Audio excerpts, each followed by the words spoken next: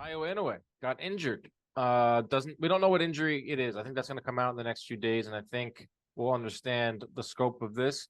But the fight's postponed with Stephen Fulton. This was a kick in the nuts. But fear not, because Stephen Fulton tweeted out already, this fight is happening. We already have another date.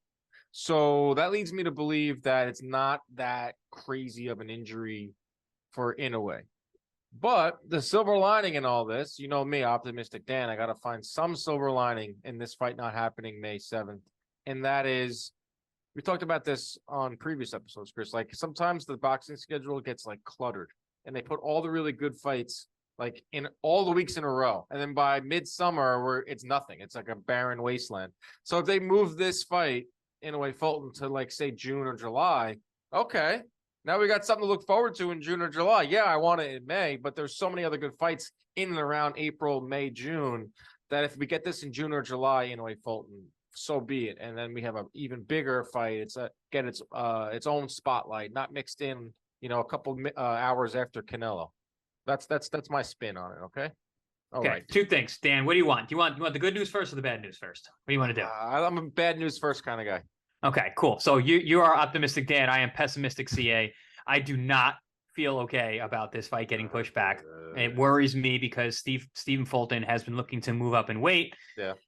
And the more time that it takes for this fight to occur, the harder it is for Fulton to make the weight. It maybe even become impossible to make the weight, maybe even pushing this fight off. I don't want to put that out into the ether, but it's banging on the back of my brain thinking about this fight not happening on May 7th. It's something that we wanted for such a long time. It's something that I was actually optimistic about happening. Now, I don't know, man. That's a whole wrench in the setup, and I'm feeling a little uneasy about it. Okay, hopefully my guts off. Give me the good news. Good news is that normally I would disagree that they're still not going to happen in June, July, because there's always that lull. But this is a fight that's happening in Japan.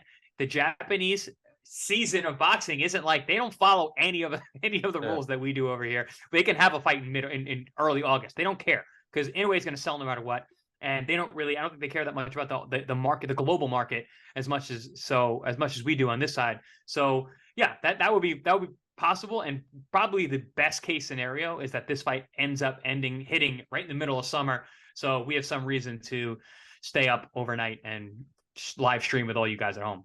Yeah, that was our plan. I didn't want to. That would have been cool. Here. We were planning on doing a live stream for Canelo Ryder, and then just either taking a quick cat nap, sleeping at the office, and then going right through to Inoue. But we'll still do that. But I like that play on words too. Canelo Ryder, and then we're gonna ride it through to straight through the Inoue, straight through sleeping bags on the office floor.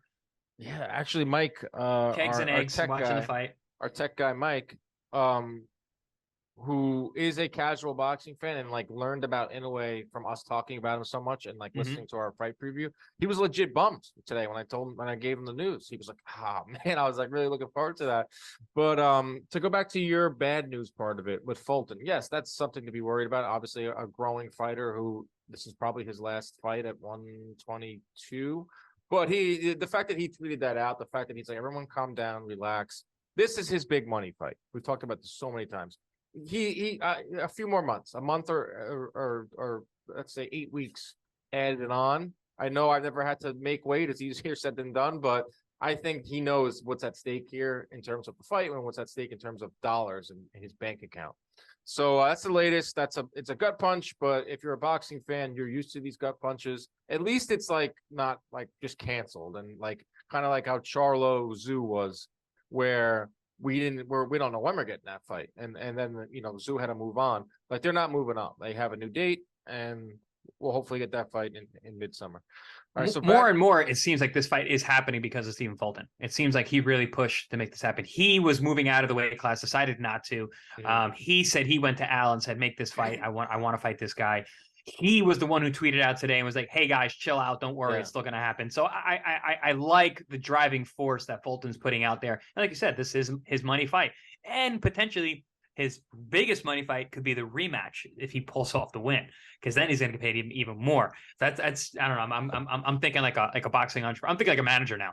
But there you are. Yeah. Look at you. Look at how you're dressed. You roll up the sleeves there. You're basically Keith Connolly. You're That's Keith what it Connolly. is. You got better hair than Keith Connolly. Don't tell him I said that. You're a He, manager. he listens to this, so he's going to hear that, and he's Oh, going he's to my have words guy. with you. He's a good dude. No, he's a great guy. Yeah. So yeah, if he does win, he will get a lot more money. He'll be the A side. All that.